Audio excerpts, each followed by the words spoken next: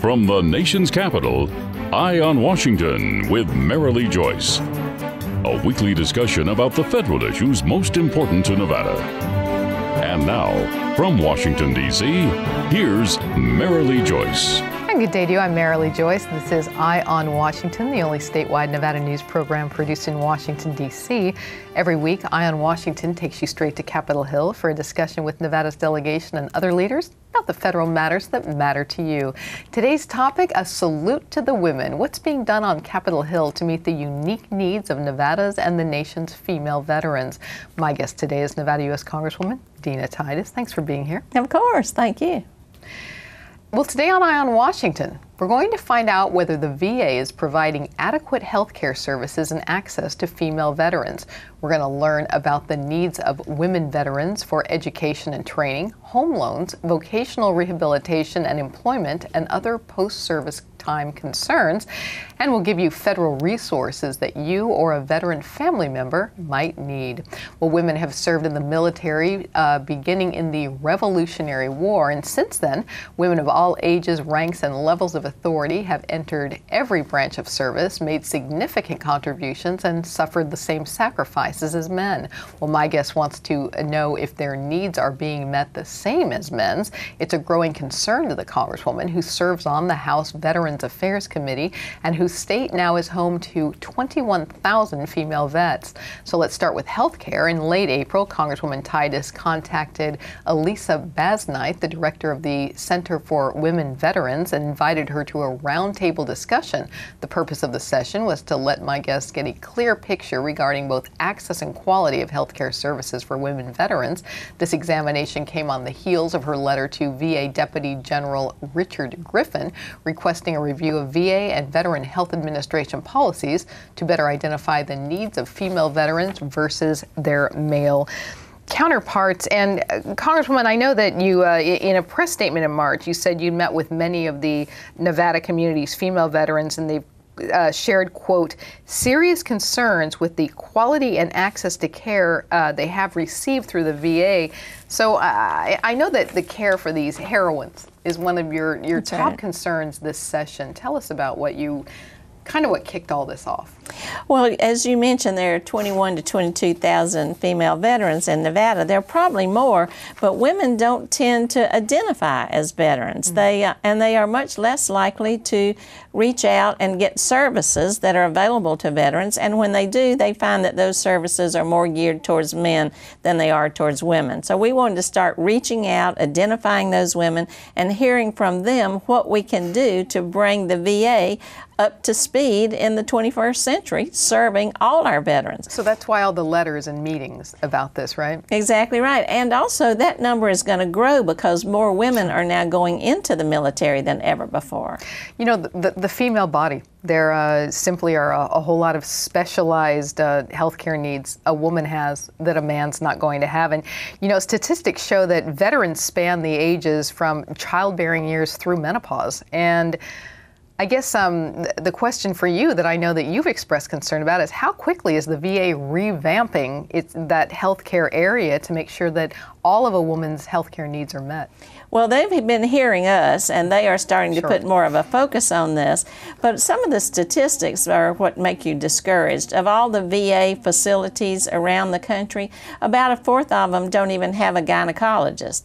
And so women go there, and they don't have a specialist they can see. They may have a general practitioner, but who goes to a general practitioner now for a mammogram or for a pap smear? And certainly not for pregnancy concerns. And a lot of these women are post 9/11 veterans. Sometimes in facilities too, even if they have a doctor, there's no privacy. You know, you're sitting right out there with the men, whatever condition you're in or whatever test you have to take. There's just no privacy at all, and that can be very discouraging to women patients. You know, I know you told our Nevada's Washington Watch newsletter in May that VA healthcare facilities have fallen way behind in female-specific health areas. Pardon me. For example, notification about breast screening, 60%.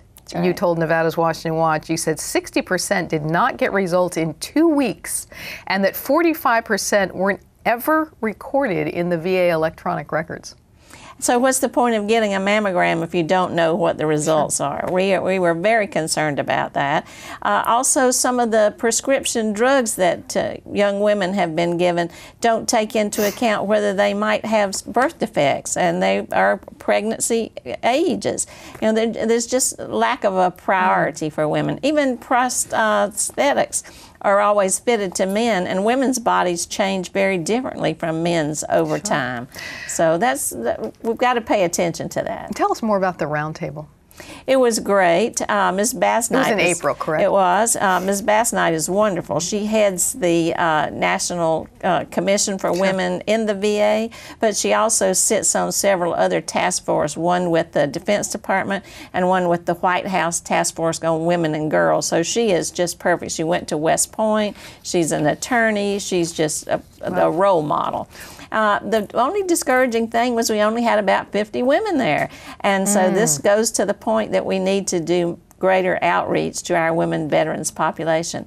But she heard from them about some of these things we've been discussing, also about the need for child care, also about education assistance. So it was a great meeting. What are you asking the VA to do with the information gleaned from the roundtable? Well, I can tell you one interesting thing. Since we did that, the VA has put out a notice and said Ms. Bassnight is going to do similar meetings in about a half a dozen states around the country. So they saw how successful it was and how it helps them with their agenda. Our Nevada Congresswoman kicked that off. Excellent. When we return, back in society, what services exist for a female veteran seeking education, job training, home loans, and more in the post-service world? We're going to tell you right after this. You're watching Eye on Washington with Marilee Joyce. Brought to you by Caesars Entertainment, the Las Vegas Sands Corporation, the Regional Transportation Commission of Washoe County, the Las Vegas Convention and Visitors Authority, Boyd Gaming, Rogich Communications Group, and by Jim Marsh Automotive.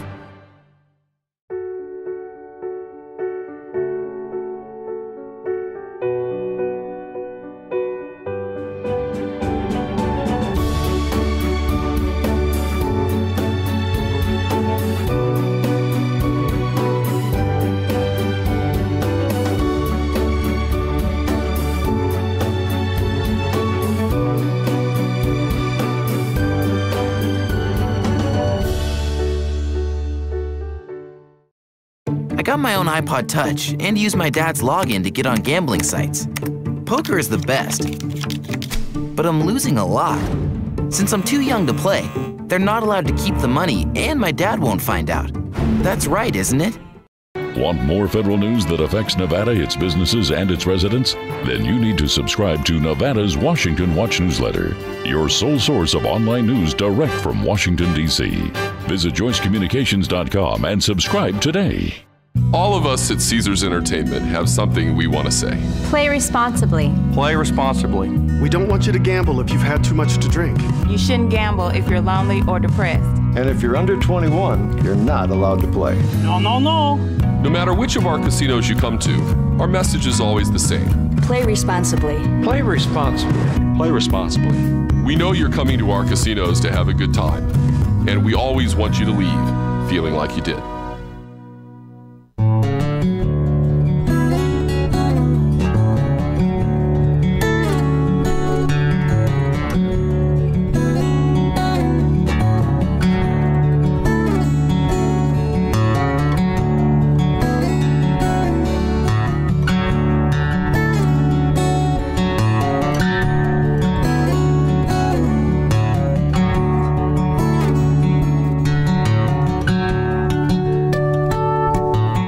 Welcome back to Eye on Washington, our look at the special needs and concerns of our female veterans. We've been visiting with Nevada U.S. Congresswoman Dina Titus. Well, no question that health care is the top concern for our female veterans who sadly are not getting adequate services, according to my guest, who's working to change things. But we do need to look at other issues women veterans face in their post-service life.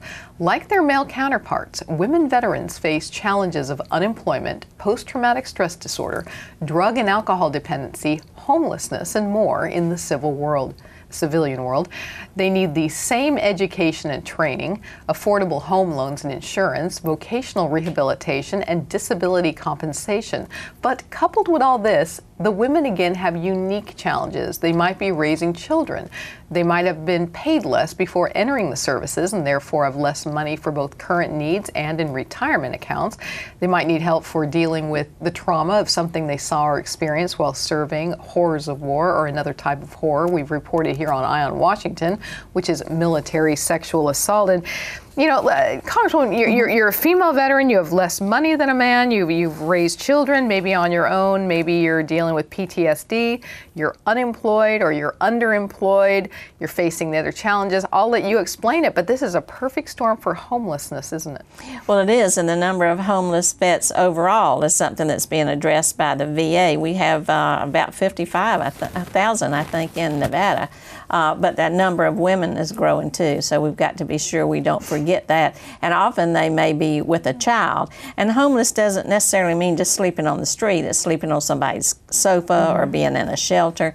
So we've definitely got to address that. Basically. That's right.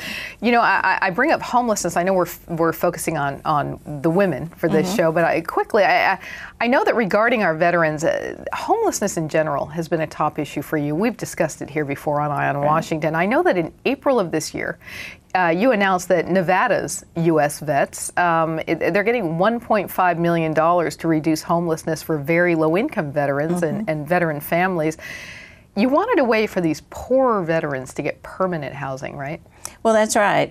U.S. Vets is a great organization located in District 1 where they provide some temporary housing till people can get a job or get their resume in order or get some training and then move to a permanent facility. You know, veteran homelessness is a huge problem nationwide as well, but across Nevada. We had on this program ahead of the Veteran Homeless organization here in Washington, D.C., and he was sharing it's difficult everywhere, but in rural Nevada, the differences in attitudes there about fear of coming forward and admitting that you're homeless, but that's growing more and more in northern and southern Nevada in the more populated areas as well. You're seeing even in the Vegas area more and more homeless veterans, aren't you? Well, that's right, and homelessness usually is associated with mental illness or with drug abuse, so it's a downward spiral. You can't just look at one aspect of it. You have to address the whole problem. You know, male veterans, of course, need housing and jobs and disability compensation and loans and education, but it might be tougher, you've said before, for the female veterans seeking all this while juggling the kids and less money, et cetera, et cetera. What is your role in the Congress in general to help our women vets, not just with health care as we've concerned, but what about jobs and school and trauma and disability compensation and more? Well, a real key is education. I've always believed that. And women veterans are entitled to different aspects of the GI Bill, just like anybody else, but they tend to not take advantage of it. And one of the main reasons is that they are usually working, or second, is that they have children.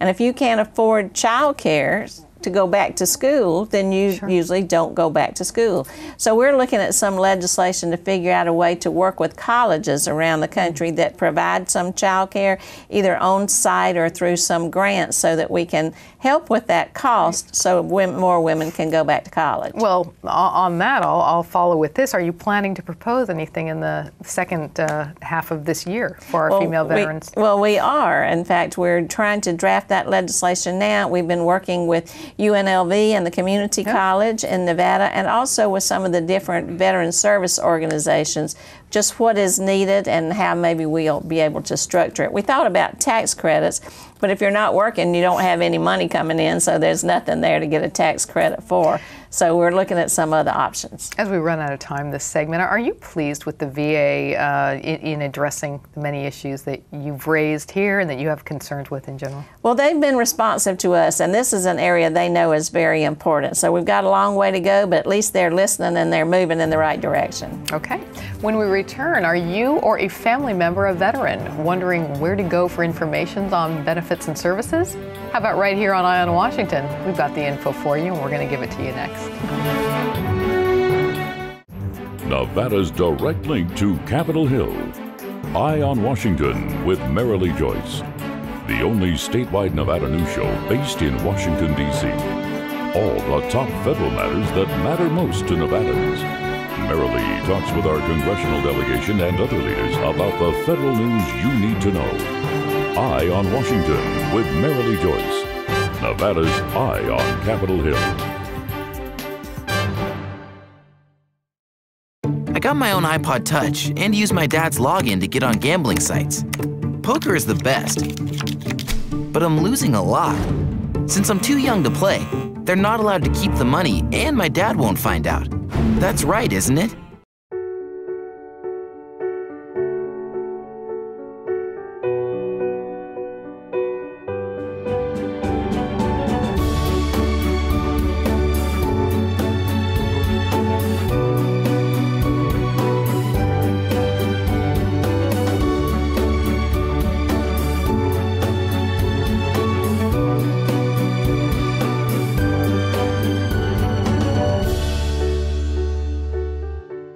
All of us at Caesars Entertainment have something we want to say. Play responsibly. Play responsibly.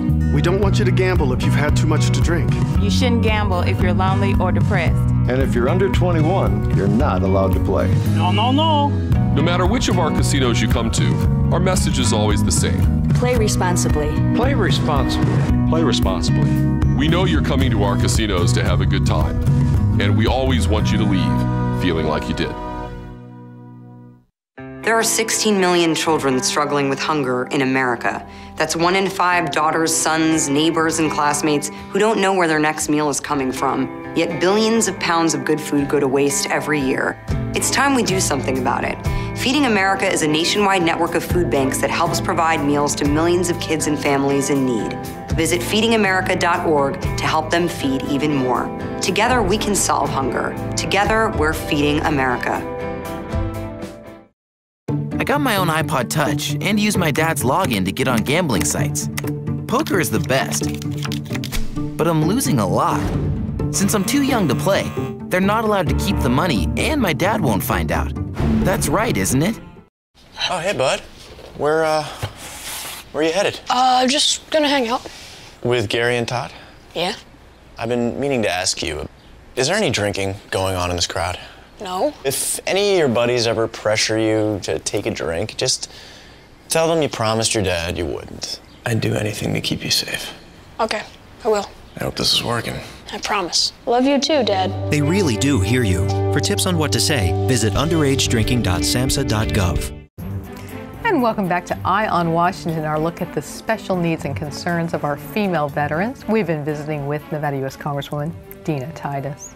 Well, are you a Nevada woman who has served in the military? If so, you might qualify for a wide range of benefits offered by the Department of Veterans Affairs. VA benefits include disability compensation, pension, education and training, health care, home loans, insurance, vocational rehabilitation, and employment and burial. You can visit the Veteran Affairs website at va.gov and click on the Veterans page for benefits details. Other things just for you include the Center for Women Veterans, which advocates for a cultural transformation that recognizes your services and contributions, women veteran coordinators who provide you with comprehensive assistance regarding any benefits needs, a VA healthcare manager to advise you regarding healthcare needs and questions, and counseling treatment and other special services for those who've suffered from sexual assault or trauma. Congressman, a lot of this is special help. It's pretty new, right? Despite women having served in the military for many years, how have you used your role on the House Veterans Affairs Committee to get more specialized, personalized service for our women heroes? Well, actually, I got involved in this before I came to Congress. When I was in the state legislature, I introduced the bill that created a state women's veterans coordinator. Oh. And this was not that long ago, and at a time where Nevada was one of the few states that didn't even have a coordinator. Utah, for example, had a big women's center, and we had nothing. So now there is a state veterans women's coordinator who was involved in our roundtable as well. And then back here, I called in our committee for a hearing. Hadn't been a hearing on women veterans, and Chairman Miller agreed to that, and we recently had a hearing where we heard from different members from the VA, from the VSOs, and veterans themselves. You know, your own website is no slacker when it comes to information for women and women in general and women veterans and all veterans actually. What are some of the other information that we didn't cover yet that you offer to veterans and generals and to women veterans specifically? Well, of all the constituent services that we do in the district, the two that are the most important or have the most cases are veterans and immigration. So we help a lot of veterans get their benefits, and this is important because there's been a real backlog with the VA and people just get exasperated and don't know what to do, so they come to us for help. As far as women veterans, we're trying to change the culture of the VA, trying to make it more relevant to today's world. And that's about recognizing all veterans, whether LGBT or women. You know, all these people wore the uniform of this country, and they deserve the best that we can give them in return for their sacrifices. When you are in the district, yeah, I know that you go home often. Called home, yeah, at least every weekend. When you meet with your female veterans, what are some of the top concerns and challenges facing them, and what are you most concerned about that's not being recognized or taken care of here? Well, they especially appreciate the fact that you recognize that they're there. You know, when you go in the VA, the motto of the VA comes from a statement by Lincoln that we should never forget those who have borne the battle, nor their widows, nor their orphans. Well, that's a very man's thing, your widow. We want that to be more generic so that it includes women as well, because women are in combat today too. And there's a young woman, veteran in Florida, who has a website, and I talk about this all the time because she could never find anything to wear to show she was a veteran. Men have hats and t-shirts and stuff. So she started producing a line, and one of my favorites is a t-shirt that says, "Any girl can wear high heels, but it takes a woman to wear combat boots." And I just think that's a great message. That's excellent. You know, a sad topic that we should bring up just briefly, and I know that the whole delegation, and I know Congressman Heck has been on the show a few times to talk about it, is military sexual assault. And I know that that's been a concern of yours as well. Kind of, where are we on progressing forward on that? I know there's been a lot of activity on the Hill to halt that horror from happening. Well, that's right. We passed several bills to put more emphasis on military assault, try to take cases out from under kind of the chain of command, because often it's the person in the chain of command who perhaps is the harasser or the assaulter, and that's very important. But one thing is, we tend to think women who suffer from PTSD do so because they were the victims of assault. That's only one of the problems. Women suffer from PTSD because they were in battle, just like men were. So we've got to not just focus on that. Okay, thanks. And just ahead, hey, Macy W. of Las Vegas, I'm about to read your letter to Congresswoman Titus. Our mailbag segment's coming up next. Stay with us. All of us at Caesars Entertainment have something we want to say. Play responsibly. Play responsibly. We don't want you to gamble if you've had too much to drink. You shouldn't gamble if you're lonely or depressed. And if you're under 21, you're not allowed to play. No, no, no. No matter which of our casinos you come to, our message is always the same. Play responsibly. Play responsibly. Play responsibly. We know you're coming to our casinos to have a good time, and we always want you to leave feeling like you did. Nevada's direct link to Capitol Hill. Eye on Washington with Marilee Joyce. The only statewide Nevada news show based in Washington, D.C. All the top federal matters that matter most to Nevadans. Marilee talks with our congressional delegation and other leaders about the federal news you need to know. Eye on Washington with Marilee Joyce. Nevada's Eye on Capitol Hill.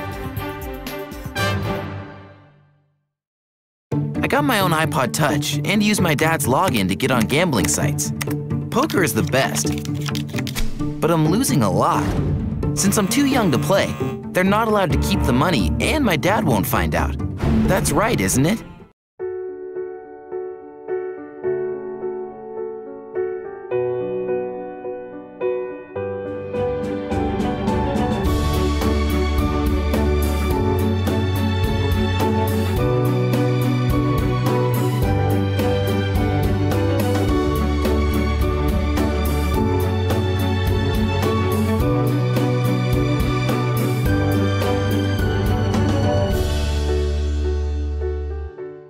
family's presence in the hospital helps children heal faster and cope better. But children who need specialized medical care are often sent out of the Reno area for treatment. Costs can get unmanageable, and it can be difficult for families to accompany their sick child. The Travel for Treatment program, presented by Ronald McDonald House Charities Northern Nevada, gives parents travel assistance when a child's medical treatment is not available at a local hospital. Please contact us today for more information and to see how you can help. Donate online at rmhc-reno.org.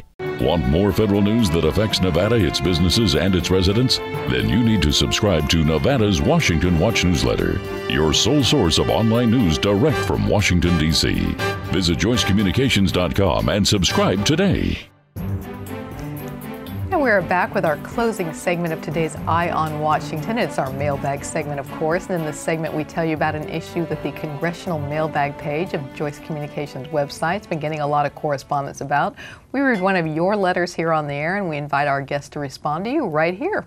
And Congresswoman, we have a letter to you about a bill you care a lot about and that you've discussed on this program before. It is from Macy of Las Vegas, and she writes, "Dear Congresswoman Titus, how does the latest bill to combat hunger in school children, the Helping Hungry Students Learn Act, integrate with all the other laws and programs at federal, state, and local levels in Nevada? Seems there's always a new program rather than an integrated approach." What do you say to Macy?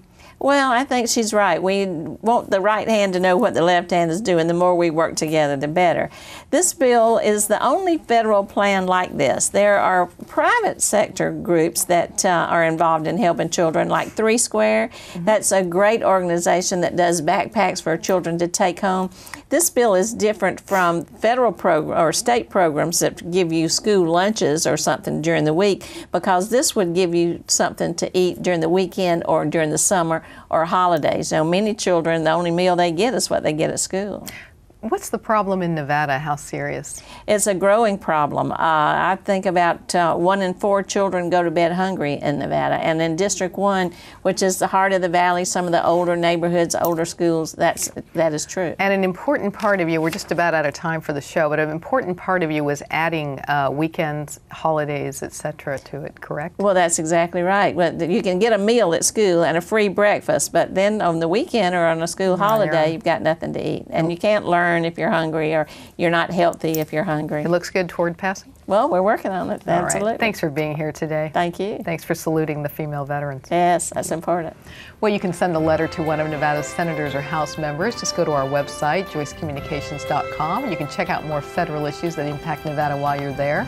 Like us on Facebook, follow me on Twitter. Check out any Eye on Washington with Marilee Joyce shows you may have missed on YouTube. Thanks for joining us today on Eye on Washington. I'm Marilee Joyce in Washington, D.C.